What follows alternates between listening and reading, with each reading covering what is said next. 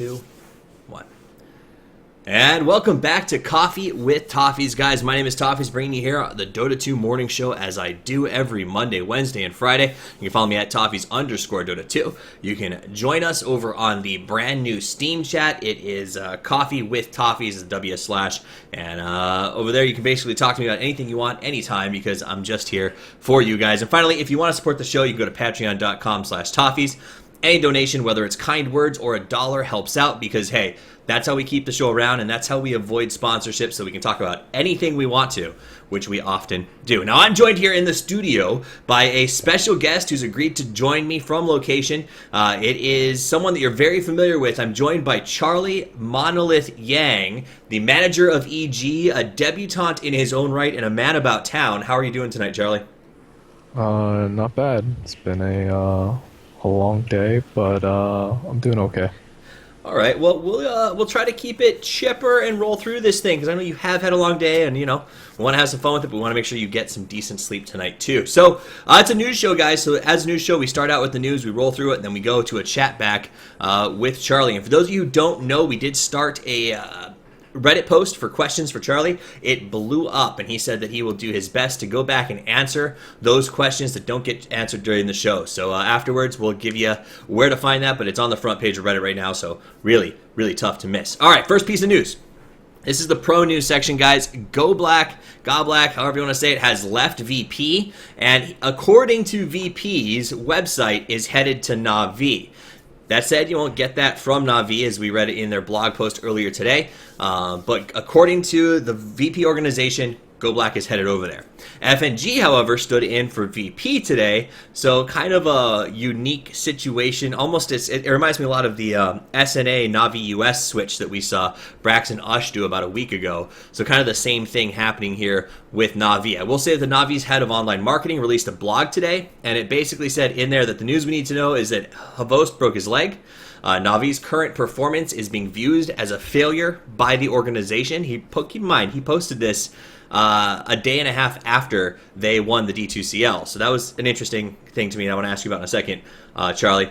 The discourse that he wrote, honestly, is kind of scattered and very hard to follow, but there's no news on the official squad, and he states that you can only get news from their official website, so he refuses to say whether or not FNG is off the squad. So real quick, Charlie, what do you think about that statement, that the performance of Na'Vi has been viewed as a failure even in light of their winning the D2CL? I mean, I think, let's be real, I think that statement is pretty accurate. Mm-hmm. D2CL was not the most premierest, for lack of a better word, premierest of tournaments. There was only 4 teams, 2 of which were in a slump, 1 of which was slumping, and then you have Na'Vi, which was definitely not the Na'Vi that most people are used to. Absolutely.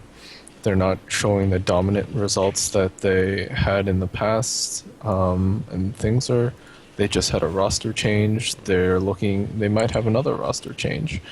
So yeah, that's accurate, to say the least. I agree. Now, here's my other question, though. I don't know if you got a chance to read the blog or not, but there is a mysteriously absent in this State of the Dota 2 Union address. There is no mention of Na'Vi US. I guess from somebody who's part of an organization like GG Gaming, if your team is left off of the State of the Union blog, does that bode ill for you, or does it just mean that you're under the radar and good to go? No, for this case, I would definitely say that that does not bode well for you. I don't want to say anything because I have a pretty good idea of what's going on with Na'Vi US.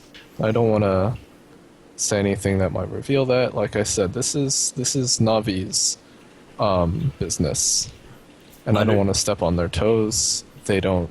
I would expect them to do the same for us. So I understand completely. I will simply go on the record though and say that I'm a big fan of Ush and his play over the last 2 months. So I hope that he lands on his feet with whatever's happening with this Na'Vi thing. He missed his flight. I heard that. He is in New York right now, New York City, on a 10-hour layover. He should be home soon. That poor kid. It's been a tough week for Ush. And we'll leave it at that. So let's go through the news so we get to the chatting with Charlie. Another interesting piece of news, coach of Newbie, Mikasa, who's been with them for a while, has stepped down due to conflicts with the organization and will be joining C-Deck as their coach. There's a nice big post about it. You can go find that over on Gozu Gamers. Actually has a good summary since the translation is a little bit difficult. But long story short, he wishes that he wasn't leaving. He went on the record saying that he's going to miss working for the organization, but personal issues, he can no longer remain there. Speaking of other people who weren't traditionally part of major teams and now are, PC Cold is a caster who's worked in the Asian scene primarily. Well, she just joined up with the team that you may have heard of called the Old Guy, or what do they call themselves? They call themselves Old Guys, if I remember correctly. Old Men. Changed their name to Big God, and she's officially their 6th member. So I've been following Dota for years, but this is a pretty massive team that has picked up a female player. And do you know, Charlie, is this the first female player to be able to professionally play at this level as a full-time roster member? For Dota? Yeah. At this level, probably. I think so. I'm 99% sure. Yeah, I want to say yes. At this level, yes. Mm-hmm. And now some people are saying she's the 6th member of the team, so she's not playing at this level.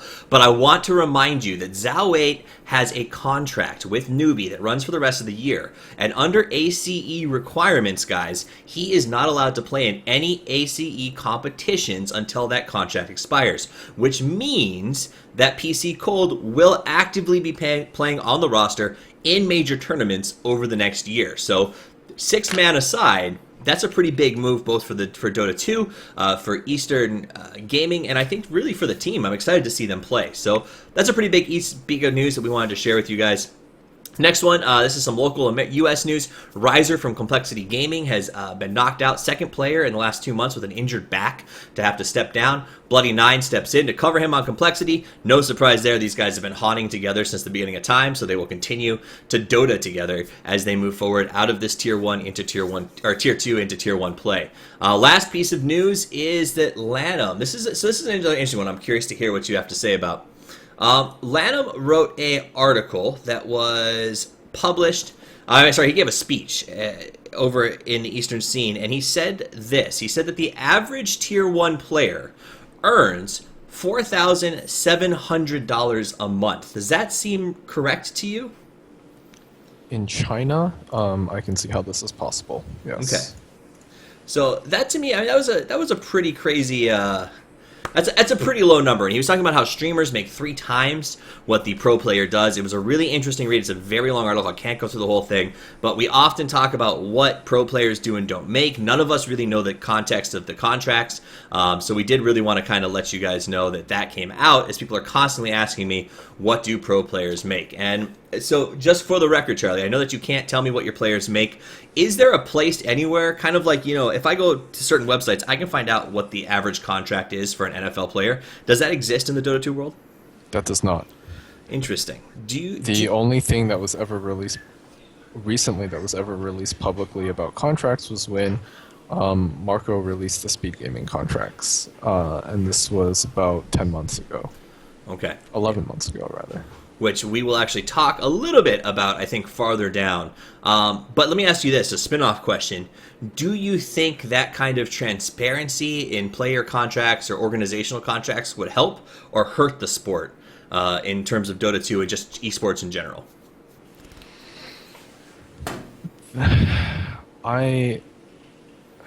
Whether it would hurt the sport in general, I'll be honest, I don't have a good answer for that. Okay. I think I would say esports and the way the team and organization model is now is probably going to evolve in the future, and what you see now and what it's going to be later and how you compare it to other sports and other leagues, there is going to be vastly different.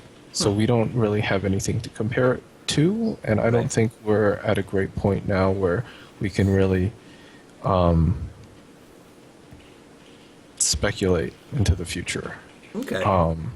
So I think this particular question just it requires so much speculation, and I don't think I'm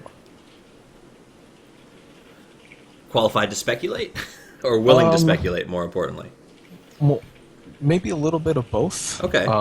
Because whatever I say could still be like incredibly wrong, Right. and so like I mean maybe my credentials are fair, but even then I don't think there are very many people in the industry at all that would be qualified to answer this question.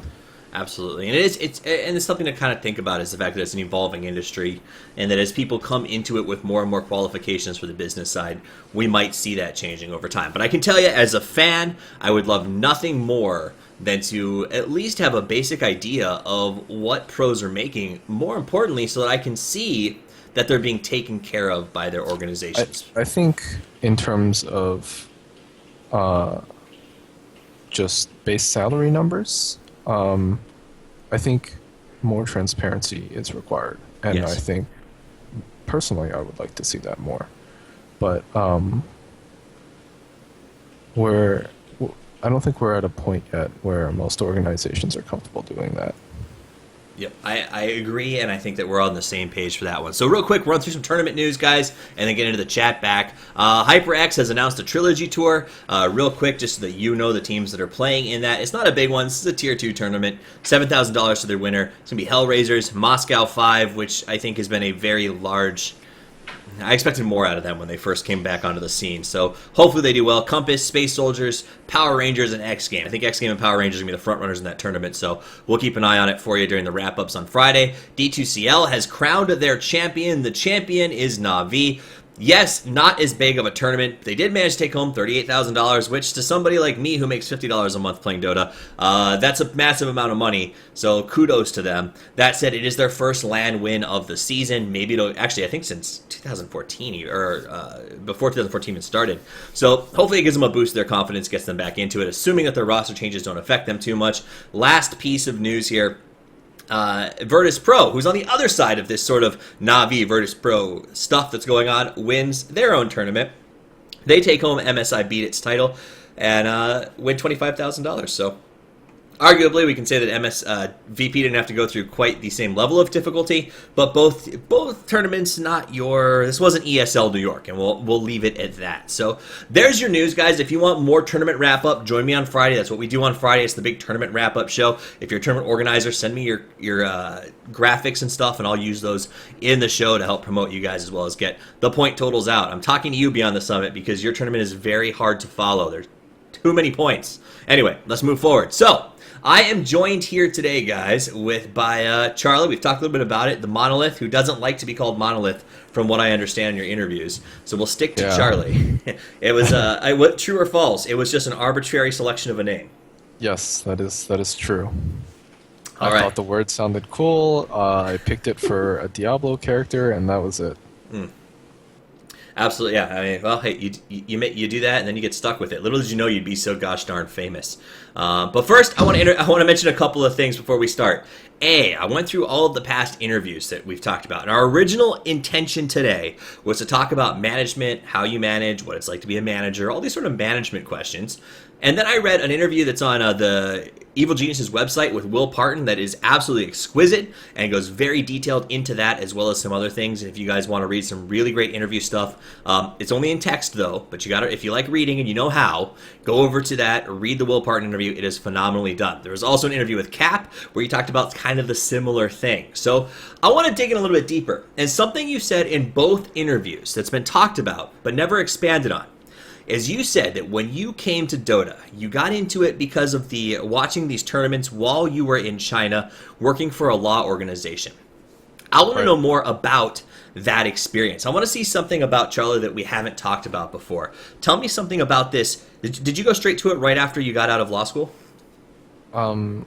So I guess straight to what exactly?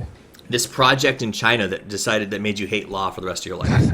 No, I actually really enjoyed my experience in China. Okay.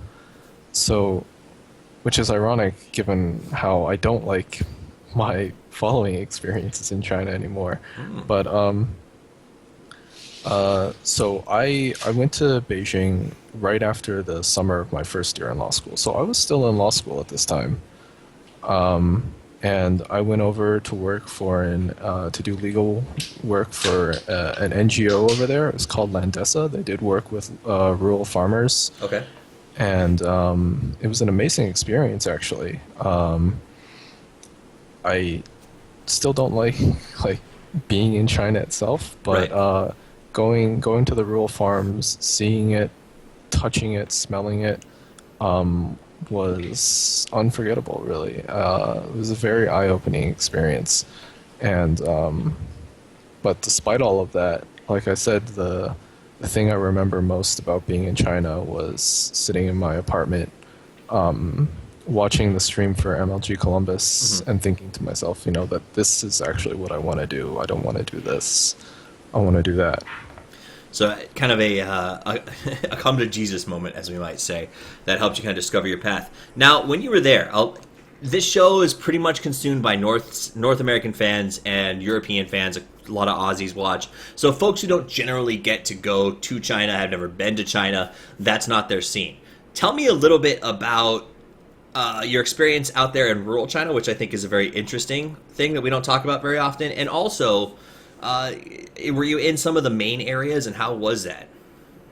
Yeah, I actually, so the NGO I was working at was in Beijing. I Mhm. was pretty much in the heart of Beijing there, and then we went to like a business trip or like field work type thing where we went out to the countryside, and we went to some of the farms out there. They're Hmm. very very simple homes. Most of them have some sort of electricity, running water. A lot of them don't. And it's children grow up really fast there. It's Hmm. pretty dirty. It's not pleasant. It smells. It's a lot of hard work, and you can really see the toll that work has on these people. Hmm. Everybody looks 10 years older than they probably are, Wow. but and it was, and a lot of those farmers are under some pretty shitty legal conditions. Hmm. A lot of poor farmers in China deal with a lot of things like government takings, corporate takings, where their legal rights aren't very broad, Hmm. and it's TLDR. It's a pretty shitty experience for them.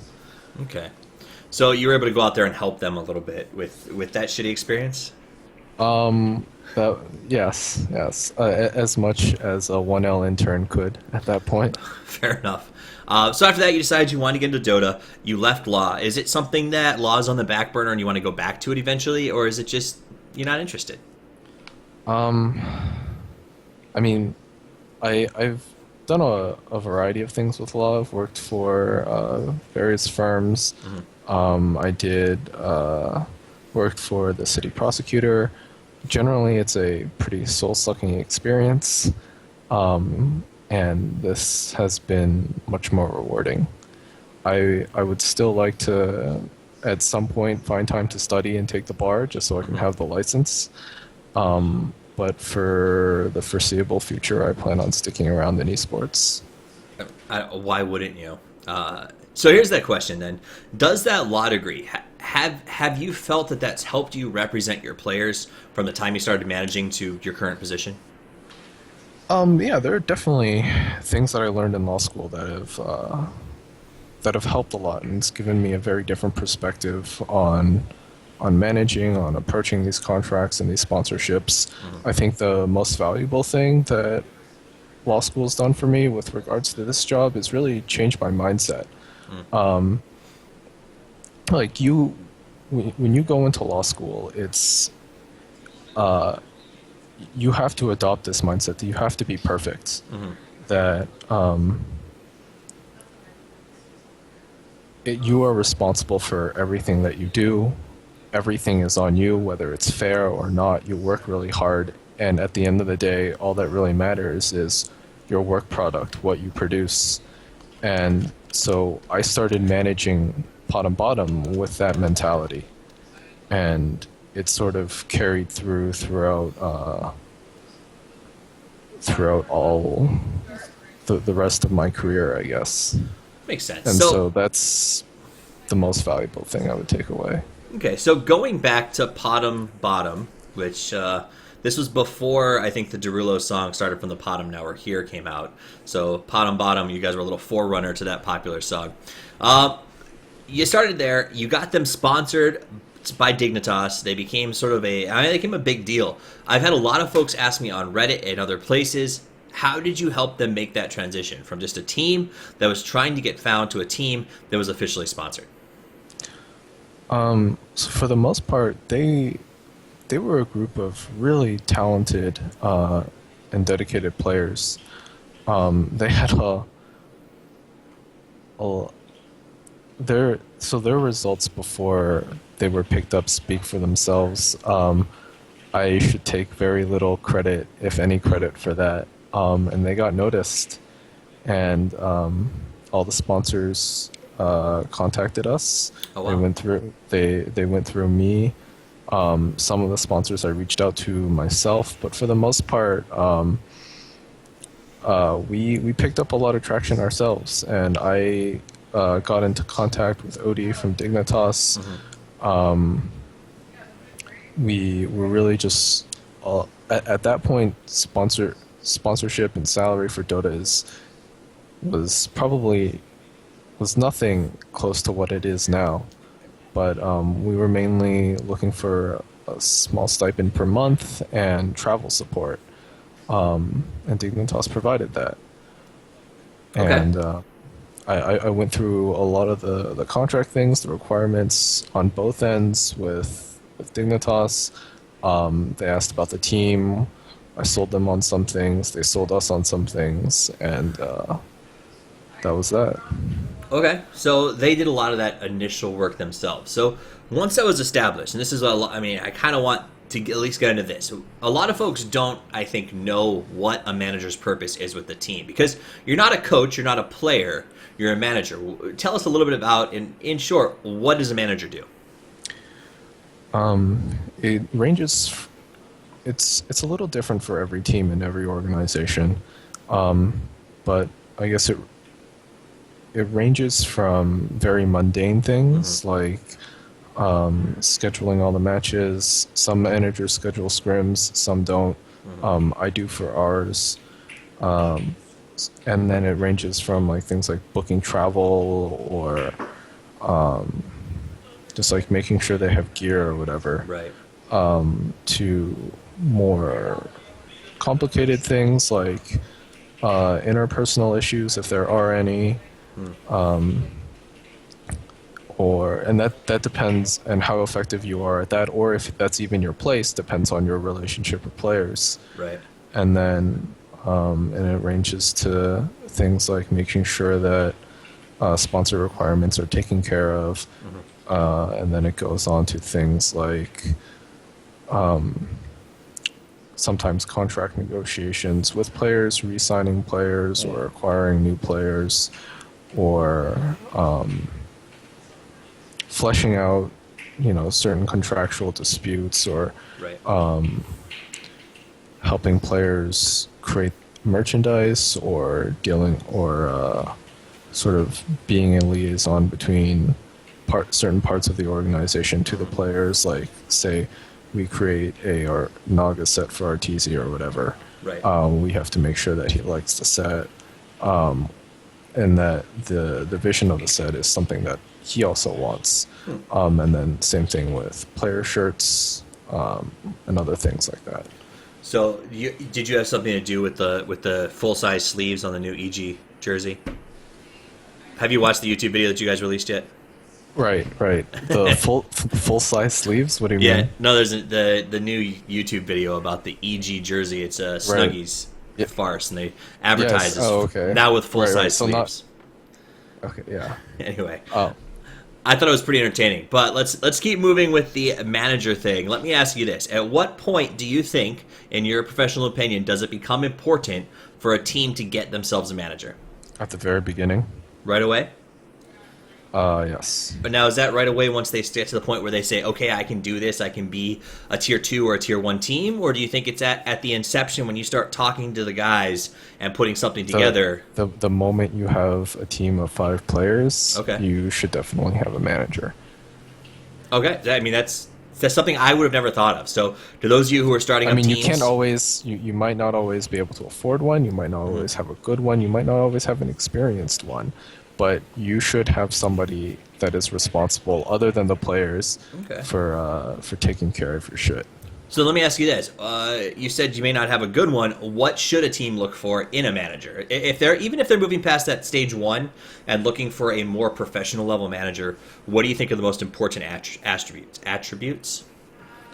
You need to be relentless, hardworking.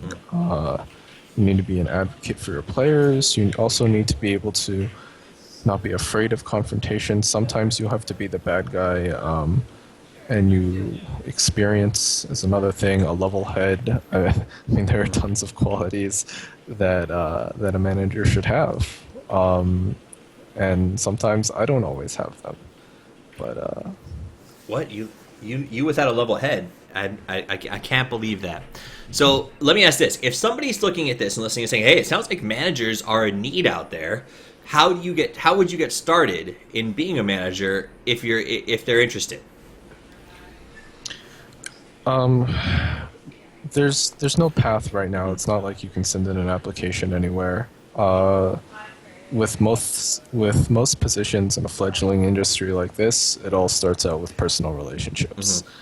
You need to know somebody, and somebody needs to think highly of you to recommend you to the spotter, to ask you to do this. That's basically how it gets done. Okay. So you need to prove yourself in some way or another, and show that you're capable of doing this, and then there needs to be a need for it for some team or another, and then you need to know somebody that has connections to that team. Okay, so a good way not a bad way to get started. So start building your resume. Maybe work with some smaller teams. Sounds good. Now let me ask you this: do you ever consider leaving management and going into pro play? Do you think that pro play is just not your jam? And if so, why? I mean, I've seen you play. You're pretty good. I started out actually fairly semi-competitive back in Dota 1. This is sort of how I got into the scene, as I knew and I played with a lot of the players now. I played with AUI, played with Tides of Time. He's not in the scene anymore, but I played with him, played with Arteezy. I knew him when he was a 6-year-old instead of a 12-year-old. So I started out back then, and I don't know, some people would tell you that I was fairly good, but I think my competitive gaming days are behind me. I've been out of it for too long, and I don't think I'll be getting back in anytime soon. Do you think a driven player could do both, manage and play on a team? Or Absolutely not. Okay. It's just too much to juggle on both sides. Yep. So as a manager, let's say that somebody left the team and you had to go out and you had to help them find a replacement. What traits are you looking for? How do you find that player to fill a space or a void on a team, even if it's just a stand-in role for say a week? Like, Fear has his wrist flare up again. What do you do to find a replacement? You ask the rest of the 4 players on that team. Okay. That's it. I mean, that is the most important thing. Those 4 players are the ones that have to play with him. They have to be comfortable with him, and their opinions are the only opinions that should matter to you. And then you do the footwork to get that player that they want for them. Is that basically it? Sometimes if I have their contact, I'll do it, but most of the time, most of the players in the community are tight-knit enough that all they have to really do is ask. Okay. Perfect. So we'll move into some other questions that aren't necessarily as management driven. This first one is, though, and this is something that I thought was interesting. I listened to some interviews. I read the one over on EG, and you talked a little bit about how you took Fear to the appointments that he had to go to. You were there when he saw his physical therapist, who told him he couldn't start playing. From what I took away, did you even book some of his appointments for him? More or less, I guess. I mean, we both went to. I mean, we went to we were at the physical therapist's office ourselves at the same time. So when they said, when do you want to see us again, we both sort of were there to decide it together. Okay. So I guess in a sense I did. All right. So tell me about I want some of the emotional side of your job. I mean, it had to have been really tough for Fear sitting there hearing that he wasn't going to be able to play. That was a pretty massive piece of news for the whole community. Right, it had to be big for him. How was that for you? It was really crushing. This was someone that I had come to get to know pretty well during that time, and to have to tell somebody, especially somebody who's as relatively old as he is, that this is not going to be your year. You have finally found a really good team, but you will not be playing. That is incredibly uncomfortable. Yeah. I remember sitting in the physical therapist office during the time, and it wasn't like a hammer all dropped at once. It was like sort of a slow burn as she was going over his symptoms and going over all the difficulties that he would have playing. Wow. And as she listed each and every one, it dawned on us really slowly that he is not going to be able to play. We have to find a stand-in. Yeah. So was the drive home quiet? Yes. I imagine. It was, I mean, he's a pretty realistic dude, and he doesn't get emotional. So I mean, it was, if anything, it was more anger than sadness. Yeah. I imagine. He's been wanting this a long time, and like you said, the team was looking really, really strong. So that's tough.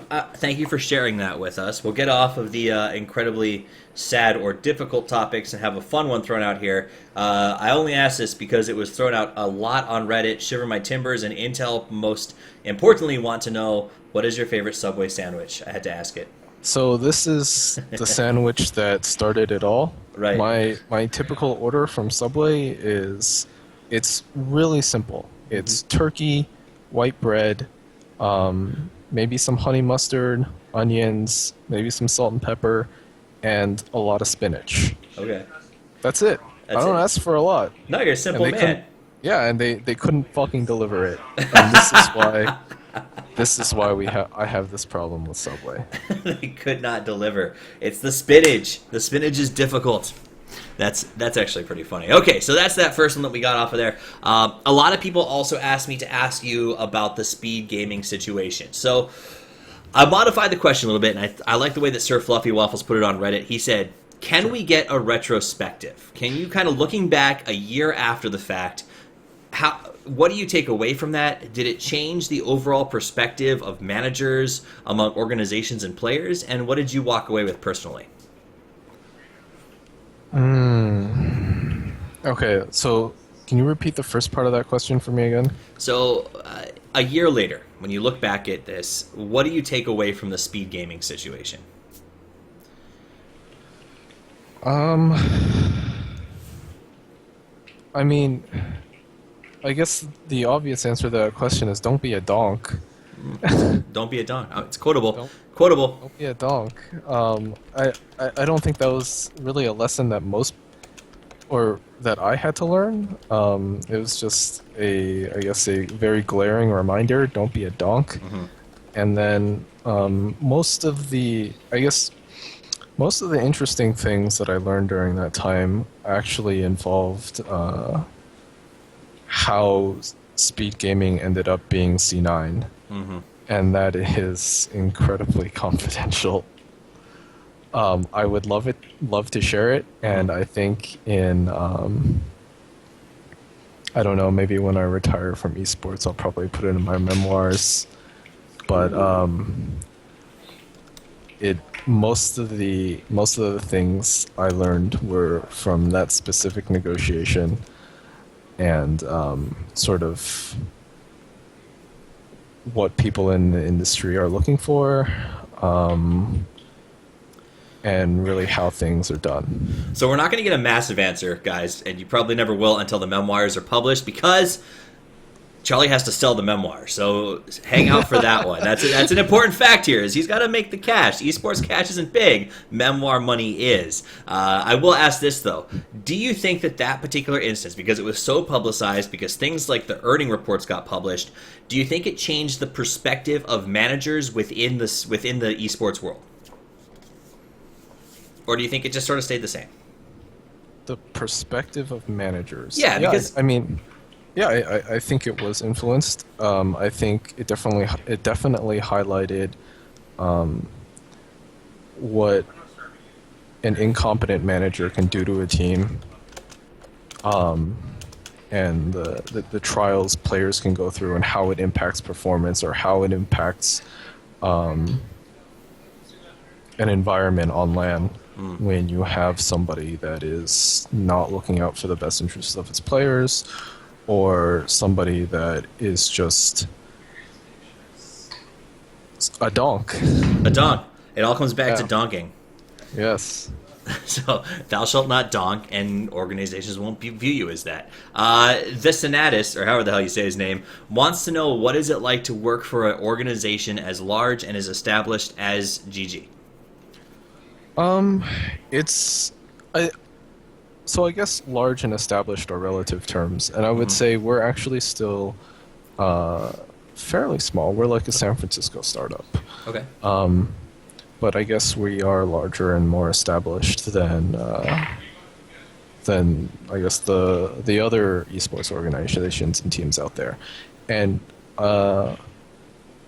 it's noticeably better just in terms of how things are taken care of, efficiency, or really the availability of things as simple as gear, or things that players need. Obviously, obviously things like budget is larger, and the things that we can do are much cooler. So overall, it is a better experience. It's not perfect. Like I said, we're very, like, relative to companies in the rest of the world, we're actually pretty small. Okay. So there are a lot of things that we can improve and work on. But I think the main reason I came here, and the biggest part about why I like working in this office, is not because of its relative size to the rest of the teams in the industry, but because when we fuck up, or when things don't go right, we fix it. And so much of this company sort of embodies the same mentality that I had when I first started managing, is that everything has to be perfect. Work product in the end is the thing that matters, and everything is on you, and it is your responsibility, and that's the mentality that I like. So is it in the job description when they hired you, just don't be a donk? Is that generally what you're saying is the policy there? That would be a pretty good motto for the Good Game Agency office. Don't be a donk. There you go. So slap it on the wall. Next question. This one I thought was interesting, and we'll see how you react to it. Craigasm asks, why do you think it's the format of XMG that is causing trouble for EG in the Captain's Draft tournament? Or why do you think it is that the performance hasn't been maybe what we're used to for EG? Because they're experimenting with the drafts. Okay. You know, Peter's not even the one drafting. It's actually Zai that drafts every single one of them. I think most of it is just they are treating this more as, let's pick these other heroes, let's try and learn something here, rather than this is a LAN, we want to win. Right. And well, so it's a LAN with the other team. It's really as simple as that. The fact that the prize pool has like shot up so much is not something that I think we anticipated. But for the most part, we went to this treating this like we want to try and learn something here rather than maybe we want to really try and win. So do you did you guys sit down at some point and actually say, man, I wish we had gone for the win once at some point during this tournament, or is it you're accepting? No, Hey, I mean I think we're still pretty confident that we're going to do well in this okay, tournament. I mean, and that we're still confident enough in ourselves as a team that despite whatever heroes pop up, we're good enough and we're better than these other teams to be able to make it to playoffs and ultimately like knuckle down and pull out the win when it's necessary. awesome. So next one, how long have you managed Universe? I'm curious. So first time was on Dignitas, started in December to December of 2012 to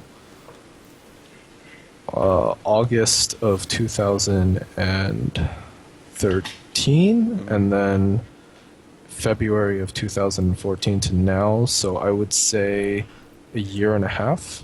Okay, that's a good amount of time to manage a player. What do you think has changed the most about him in the time that you've managed him? He now has 6 hotkeys for his items instead of 5. Ah! No, but he actually hasn't changed too much. Okay. He has always been fairly level-headed, always a great player, very calm, focused on winning. For the most part, he's probably a little more experienced now. His ego's probably just a little bit bigger. Maybe a lot bigger, but okay. definitely not as underrated anymore. Absolutely. So along that topic, and some people wrote this. I think Prove actually asked this in Reddit. You manage a team that is known for its personalities, maybe some ego, maybe some sort of do your own thing mentality. What do you think? What's the biggest challenge of managing a team that is so incredibly good and so incredibly aware of it? Biggest challenge of that, the clowniness is actually not the biggest challenge. Compared to everything else, it's actually relatively easy to deal with. The biggest challenge, and maybe it's less to do with the team itself but more to do with how the industry has progressed, is managing the relationship between the players and the organization, and sort of how do we do right by these guys, and how do we improve our services and sort of slowly change the model that teams and organizations have adopted before to something I guess more beneficial to players. Okay, more player-centric a little bit. Interesting. So here's another question. Cap asked this on Reddit. He wants to know, were you born this based, or do you actively work at it? Which I had to look up because I didn't know what that meant. So, but now I do. And now, is this something that you actually work for, that cavalier attitude, or were you born with it? I was definitely not. This is... I mean, I definitely... sorry, you can probably hear Aaron in the background about... Hey, right about it's all right. We're used to hearing AC burst through. So, continue. Tell us about how you're so cavalier. It's... I guess it's through, like, a many series of fuck-ups where, at some point, like, I mean, you're young, you're inexperienced. Like, when I was young, I was the biggest donk. And, when you're a big donk like that, sometimes you just gotta realize that you're young and that you're gonna be a donk and you're gonna make mistakes, and that, if you let them affect you, if you let what other people think affect you, it's just going to bring you down. So it's definitely something that I've had to work at, and if you can consider me based at all. I mean, it sounds from the talking to you, it sounds like you sort of do your own thing and you wear the hat that you want to wear, and we respect that. Speaking of things that you wear, I think we can all agree the suits that you wear to land finals are impressive. You seem to prefer the skinny tie. Is there a reason behind that? Um, Other than aesthetically, no, there's no reason. You just think it's better looking. I respect I, that. I do. I wish I could wear a skinny tie. They don't make an XXXL fatty tie, so I'm stuck with the normal ones. I think most people can pull off a skinny tie.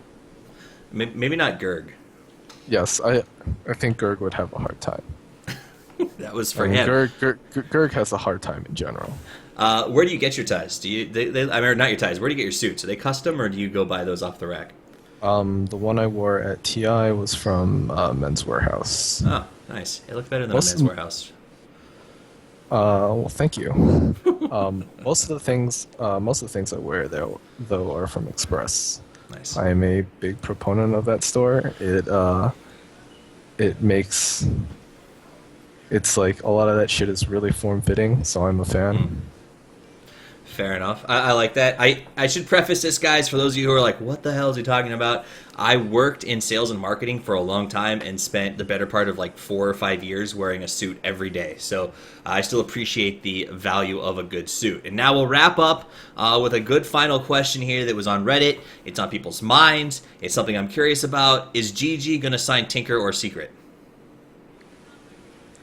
I've said it before. I can't answer that question. I know. I still gotta try. I mean, I'll say the same thing that I've said before. The sponsorship situation for both those teams are very different. Yeah, that's what I've heard. So interesting. So is it? I guess, and let's ask. Maybe you can answer it this way: is GG interested in expanding over the next few months? I mean, that is so broad. That is so broad. I mean, we always want to grow as an agency and do more things and do better things. Really, it's less about acquiring things as it is about growing as a company. I mean, that is so broad. I mean, sure. I just gotta try. I gotta try to get something out of the. Honestly, the vault that is Monolith. That said, guys, though, that's about the time that we have for the show today. To those of you who are watching or are still interested in some of the questions that were put up on Reddit, there were so many good ones. Charlie's going to try to get his hands and answer those as much as he can over the next day or so. So that is up there on Reddit front page right now. I appreciate you watching. I appreciate you listening. If you're on the podcast or after the live show, you're the greatest. If you're here for live, welcome and thank you.